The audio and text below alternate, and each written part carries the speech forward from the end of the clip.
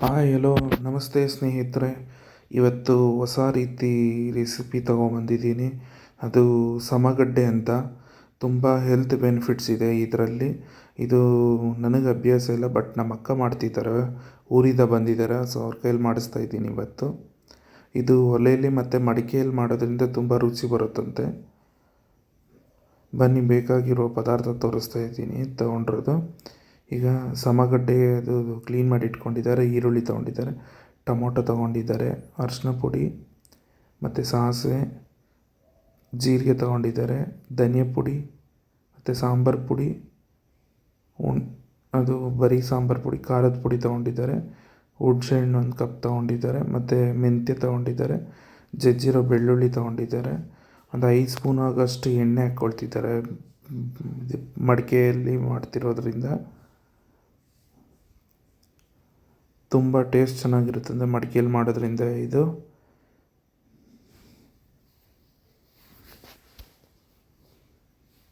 ಎಣ್ಣೆ ಕಾಯ್ತಾ ಬಂದಿದೆ ನೋಡಿ. ಈಗ ಸಾಸಿವೆ ಹಾಕ್ಕೊಳ್ತಾ ಇದ್ದಾರೆ ಫ್ರೆಂಡ್ಸ್.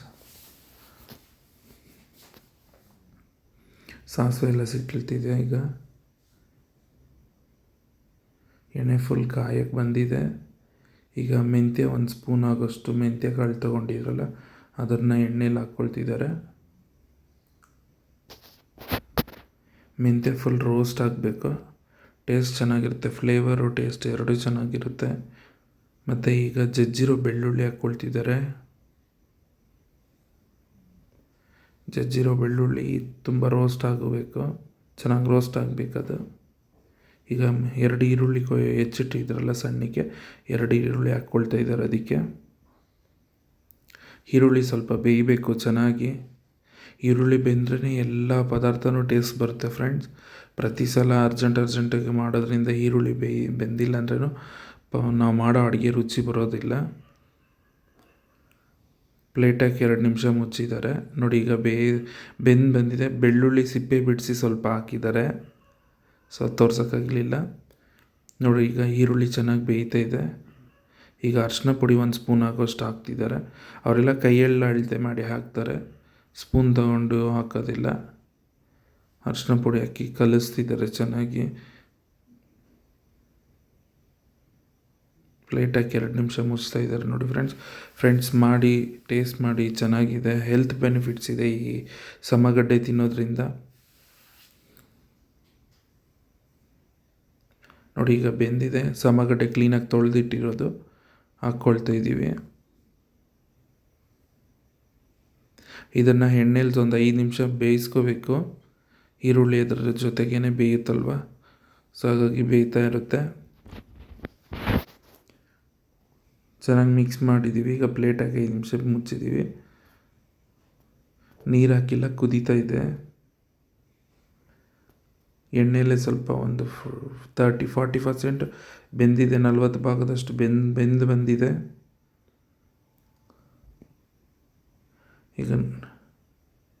ಈಗ 2 ಟೊಮೊಟೊ ಆಗೋಷ್ಟು ರುಬ್ಬಿರೋಷ್ಟು ಪೇಸ್ಟ್ ಹಾಕ್ಕೊಳ್ತಾ ಇದ್ದೀವಿ. ಟೊಮೊಟೊ ಒಂದೇ ರುಬ್ಬಿ ಹಾಕ್ಕೋಬೇಕಾಗಿರೋದು. ಇದಕ್ಕೆ ಬೇರೆ ಮಸಾಲೆ ಪದಾರ್ಥ ಬೇರೆ ಏನೂ ರುಬ್ಬಿ ಹಾಕುವಂಥ ಅವಶ್ಯಕತೆ ಇಲ್ಲ.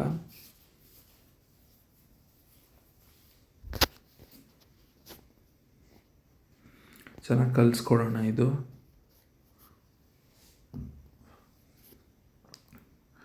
ಚೆನ್ನಾಗಿ ಕುದಿ ಬರ್ತಾಯಿದೆ. ಒಲೆಯಲ್ಲಿ ಮಾಡೋದ್ರಿಂದ ಬೇಗ ಆಗುತ್ತೆ ಫ್ರೆಂಡ್ಸ್. ಇದು ಗ್ಯಾಸ್ಗಿಂತೂ ತುಂಬ ಬೇಗ ಆಗುತ್ತೆ. ಮಡಿಕೆಯಲ್ಲಿ ಮಾಡೋದು, ಮಡಿಕೆಯಲ್ಲಿ ಮಾಡ್ತಾ ಇರೋದು.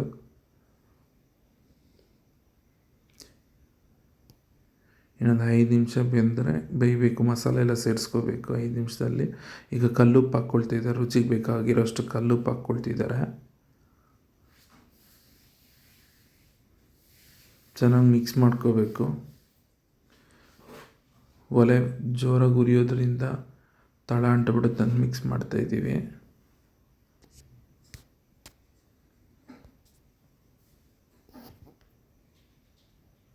ಚೆನ್ನಾಗಿ ಮಿಕ್ಸ್ ಮಾಡಿಕೊಡ್ಬೇಕು. ಟೊಮೊಟೊ ಬೆಂದು ಬಂದಿದೆ. ಈಗ ಸಾಂಬಾರು ಪುಡಿ ಹಾಕ್ಕೊಳ್ತಿದ್ದಾರೆ, 2 ಸ್ಪೂನ್ ಆಗೋಷ್ಟು ಸಾಂಬಾರು ಪುಡಿ, ಮತ್ತು ಅದ್ರ ಜೊತೆಗೆ ಧನಿಯಾ ಪುಡಿನೂ ಹಾಕ್ತಿದ್ದಾರೆ. ಇವಾಗ ಎರಡೂ ಒಂದೇ ಕಲರ್ ಇದೆ ಅಂತ ಕನ್ಫ್ಯೂಸ್ ಮಾಡ್ಕೋಬೇಡಿ.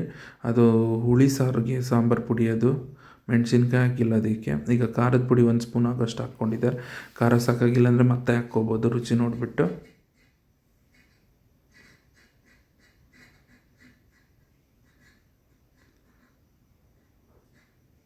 ಈಗ ನೀರು ಹಾಕ್ಕೊಂಡಿದ್ದೀವಿ, 1 ಗ್ಲಾಸ್ ಆಗೋಷ್ಟು ನೀರು. ಅದಕ್ಕೆ ಬೇಯೋದಕ್ಕೋಸ್ಕರ ಮಸಾಲೆ ಎಲ್ಲ ಹಾಕಿದ್ದೀವಲ್ಲ ಅದು ಬೇಯೋದಕ್ಕೋಸ್ಕರ.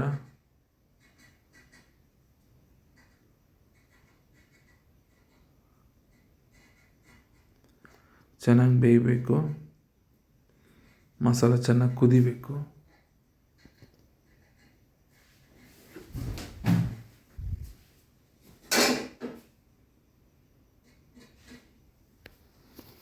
ಮಸಾಲ ಚೆನ್ನಾಗಿ ಕುದೀತಾ ಇದೆ.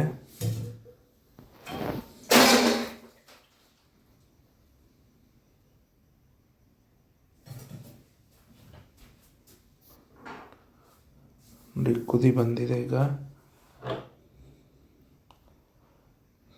ತುಂಬ ಫ್ಲೇವರ್ ಇದೆ. ಬೇಯ್ತಾ ಇದ್ರೆ ಈಗ ಖಾರ ಸ್ವಲ್ಪ ಕಡಿಮೆ ಇತ್ತು. ಹುಣಸೆಹಣ್ಣು ರಸ 1 ಕಪ್ ಹಾಕ್ಕೊಳ್ತಾ ಇದ್ದೀವಿ. 1 ಸ್ಪೂನ್ ಖಾರದ ಪುಡಿ ಹಾಕಿ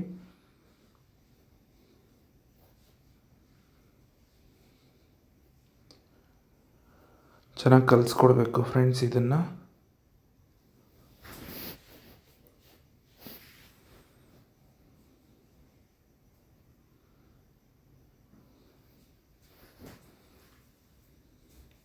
ನೋಡಿ ಈಗ ಕೊತ್ತಂಬರಿ ಸೊಪ್ಪು ಹಾಕ್ತಾಯಿದ್ದಾರೆ.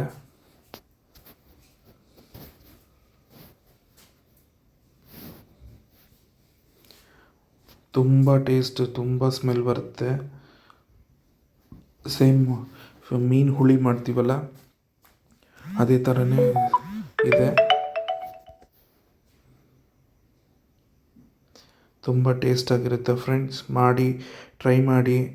ಸ್ವಲ್ಪ ಬೇಯೋದಕ್ಕೆ ನೀರು ಹಾಕ್ಕೊಳ್ತಾ ಇದ್ದೀವಿ, ಗಟ್ಟಿ ಜಾಸ್ತಿ ಆಗ್ತಿದೆ ಅಂತ. ಮಾಡಿ ಟೇಸ್ಟ್ ಮಾಡಿ, ಚೆನ್ನಾಗಿ ಬಂದಿದ್ರೆ ಕಮೆಂಟ್ ಮಾಡಿ, ಚೆನ್ನಾಗಿ ಬಂದಿಲ್ಲ ಅಂದ್ರೂ ಕಮೆಂಟ್ ಮಾಡಿ. ಪ್ಲೀಸ್ ಫ್ರೆಂಡ್ಸ್ ಸಪೋರ್ಟ್ ಮಾಡಿ, ಸಬ್ಸ್ಕ್ರೈಬ್ ಮಾಡಿ, ಲೈಕ್ ಮಾಡಿ, ಶೇರ್ ಮಾಡಿ. ದಯವಿಟ್ಟು ಹೊಸ ಹೊಸ ವೀಡಿಯೋಸ್ ಹಾಕ್ತಾಯಿರ್ತೀನಿ, ಇದೇ ರೀತಿ ಸಪೋರ್ಟ್ ಮಾಡ್ತಾಯಿರಿ ಫ್ರೆಂಡ್ಸ್. ತುಂಬ ಚೆನ್ನಾಗಿರುತ್ತೆ, ತುಂಬ ನಮ್ಮ ದೇಹಕ್ಕೆ ತುಂಬ ಒಳ್ಳೆಯದು ಇದು. 15 ದಿವಸಕ್ಕೆ ಒಂದು ಸಲ ತಿನ್ನೋದ್ರಿಂದ. ನೋಡಿ ಈಗ ಇಳಿಸಿಟ್ಟಿದ್ದಾರೆ. ಮಡಿಕೆಯಲ್ಲಿ ಮಾಡಿದ್ರೆ ಅಡ್ವಾಂಟೇಜ್ ಏನಂತ ಹೇಳಿದ್ರೆ ನೋಡಿ, ಇಳಿಸಿಟ್ಟಿನೂ 3ರಿಂದ 4 ನಿಮಿಷ ಸಾಂಬಾರು ಕುದೀತಾನೆ ಇರುತ್ತೆ. ಸಬ್ಸ್ಕ್ರೈಬ್ ಮಾಡಿ ಫ್ರೆಂಡ್ಸ್, ಮರಿದಿರಾ.